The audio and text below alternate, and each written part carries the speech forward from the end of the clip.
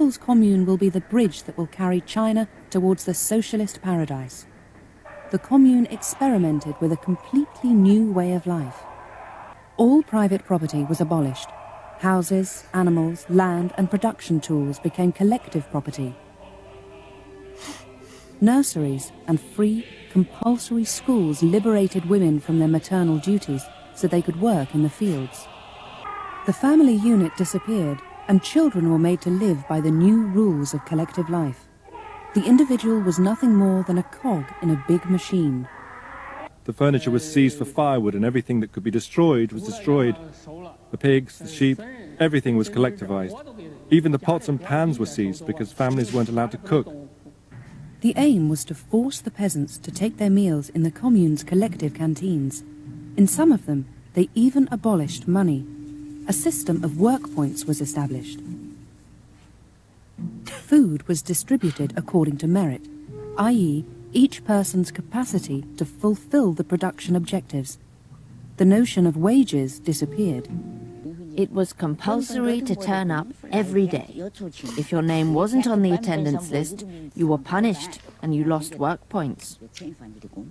The fewer work points you earned, the less food they gave you. Oh, it was miserable. I can tell you that life was brutal for everyone at that time, except the cadres. Those people lived well. From 1958 onwards, the cities are quite literally protected from the countryside. People are not allowed to just move about freely. A farmer who brings a cow to market will need to travel with a permit from his local cadre. People who try to flee the countryside are sent back. I don't know about you, Jay, but just jumping into this, it's unironic that literally when you look at the plans for what a 15-minute city is, I can play a video from people from the mid-1900s to literally show you an exact replicate of what a 15-minute city is. And this is a communal space where everything is restricted and ordered and created. But instead of in the name of communism or in the name of color revolution, it's just in the name of a zero carbon footprint, right? Just different packaging, yep. Prettier bows. And it's like, am I the only one that's seeing the similarities between this presentation for 15-minute cities and the utopian, Chinese commune? No, you're 100% spot on. In fact, the UN, I think a year or two ago, had a lot of public displays that they had put up in New York. Lord Voldemort himself was over there filming it a year or two ago. And they were arguing the same thing. In the future locked down cities that are going to be basically these, smart cities that are the 15-minute cities, is all the same thing. You're not going to need to go anywhere because you'll be basically living in a Target. So it's funny because I did a skit like 5 or 6 years ago, literally satirizing this, where I was the Pope of the future and I had a French fry miter on my head, and we were talking about the future city when you'll live inside of a Target or a Walmart.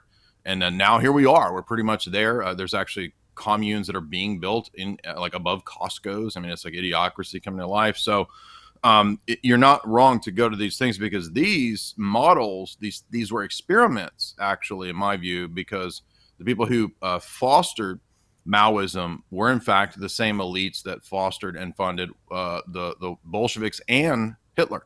So the same industrial power, the same money power, especially the Rockefeller family, had a huge role in funding these different revolutions. David Rockefeller wrote a famous memoir where he said that he was the first bank allowed into communist China.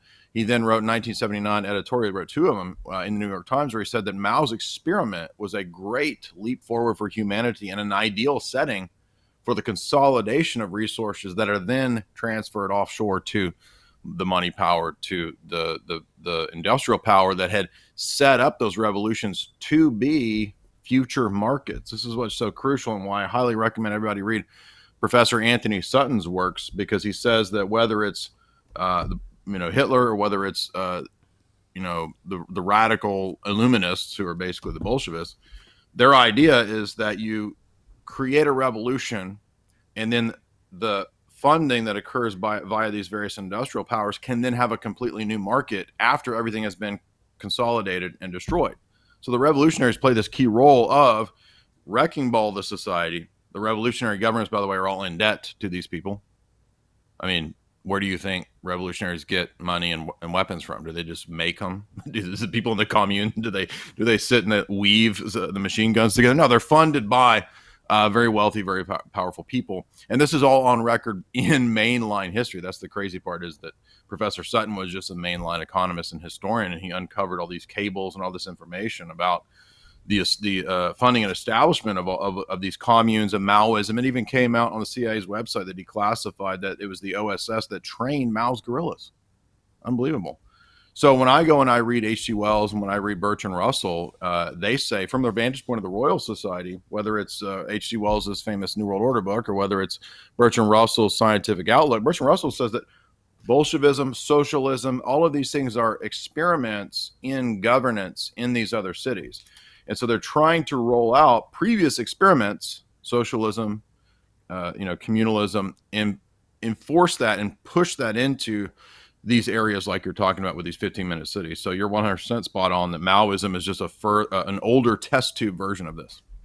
Right, and I think one of the interesting things that I want people to know is the 15-minute city is another name for something similar, right? Because in terms of the UK, you have this phrase Green New Deal or Build Back Better. They're pretty much synonymous in many ways. Ideologically, these are universal ideas, and you're probably familiar with this. And if you're not, that's totally okay as well, because the introduction to all this stuff doesn't matter. It matters if you wake up, not when you wake up, because we still have time. It's not too late to get up and to get people going. And so make sure you're sharing this with people. Make sure you genuinely are getting the links to these videos and you're passing them along to friends, because this is not random conspiratorial nonsense. I mean, we passed a Green New Deal in our country. And so one of the crazy things is part of this is to clean and green our streets with action on air quality, sustainable transport, and a vision for 15-minute neighborhoods. And so the more and more things get bad press, the more they just package things. And if people understand any bit of the structure of how these bills are passed, right? I mean, they're 4, 5, 6,000 pages, and they get somewhere between 2 hours, sometimes less, to read the bills. They intentionally are written to be unreadable. They're earmarked and processed, and everybody knows that it's just the government runs in itself, and they test how much the people can handle. And if we're not going to French Revolution, bourgeoisie decapitate people, then they'll pass what they can, and they'll do it quickly, and they'll make sure that we all move on. And we're arguing about whether or not there are boys in our daughters' restrooms at schools, rather than asking why 30% of our paychecks are removed and why Ukrainians are getting social security checks, even though they've never paid in the system and they're not American citizens. The questions that I have, questions that I wonder.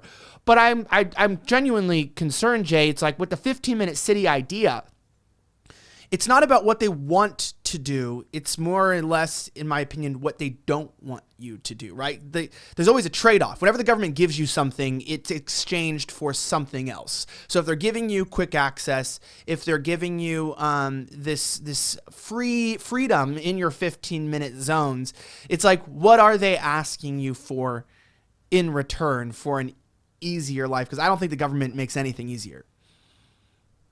Yeah, they've actually proposed and come up with different possibilities of extra credits rolling out on your, the dole that is doled out to you in whatever form the UBI is. You can come live in the experimental smart cities if you, for example, agree to be sterilized, right? Vasectomies, these kinds of things have been tossed around and these aren't even new ideas either. These go back to H.G. Wells and Bertrand Russell, 100 years ago, as well as Lord Birkenhead. He wrote a famous 1920s cosmopolitan essay. He says, save this because in 100 years, you're going to be reading about the idea of the state controlling whether you have children at all. And if you do, the babies will come from test tubes. Everything will be tracked and traced and surveilled. When you read 1984, Orwell is actually describing the Fabian Socialist Society, what their plans were. The very people that I'm talking about, who Klaus and all these people they're part of that same agenda. They have exactly the same continuity of agenda. And when you read through all these elite texts, you can see they all believe the same thing. I can go back 100 years and read those people. Fast forward to now, read these people, and it's exactly the same position, exactly the same plan rolling out. They just give it new names and they'll title it different things, and they'll integrate different new technologies into it, like quantum dot and Gavi and all this kind of stuff that they started pushing in the last couple of years due to the coup. But if we go back to the 2010 Rockefeller document Lockstep, it actually says that one of the great things that if there is a worldwide pandemic, one of the great things it will do, one of the effects will be that it will prepare and condition the world to accept more and more automation of everything. Now, here's the crazy part. When I go to the 1960s text from Dr. Carol Quigley, who was Bill Clinton's mentor, he was the archivist for the CFR, the historian for the CFR, and he was a good man. He taught me everything I knew about global geopolitics. He's a great man. What does he say in the very middle chapter? Oh, guess what? In the future, cities are going to be run by gigantic supercomputers that will determine, surveil, track, trace everything that you do in your life, because it'll be run on the basis of resource scarcity, not on the basis of older Enlightenment models of, the free market and, the rights of the individual, et cetera, et cetera. He says, no, in the 1960s, writing from the vantage point as an apologetic, he's not a conspiracy writer, he's an apologist for these people. Bill Clinton's mentor, right? This is the future, to be run by a gigantic supercomputer smart city. Most of humanity kind of sucks in general. People will disappoint you, they'll betray you, they'll give up on you. But there's one person, I hate to say person, but there's one thing that will never give up on you, and that's your dog. But most people are feeding their dog poison, literally.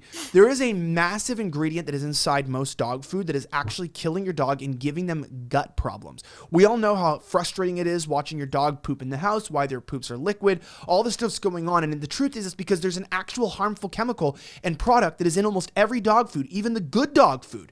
And it's this thing called mystery meat or meat meal. It even contains plastic from packaging, etc. And it's disgusting. And the chances of your dog probably eating this regularly are near 100%. Now, if you want to find out how you can help your dog and you can change this, how you can actually, start giving your dog something better for its gut health. And also, I might even add, if your dog's tired or doesn't have energy, it's probably because it's eating this product. Go to dogfoodexposed.com/offensive. That's DOGFOODEXPOSED.com/offensive. Dr. Marty has figured out all the foods that contain it. He will show you whether your food contains this disgusting product and how you can actually help your dog live a longer, healthier life. So if you own a dog, if you have someone who does, I'll tell you, like I've said, if you lock your wife and your dog in the back of a car for 30 minutes in a trunk and you open it, only one of them is going to be happy to see you. So take care of that one. I don't have to answer who that is. And make sure that you're feeding your dog. Click the link in the description, dogfoodexposed.com/offensive, and find out how to start taking care of your dog and get the download, the manual, so that you can start giving your dog the best life possible as they treat you so well.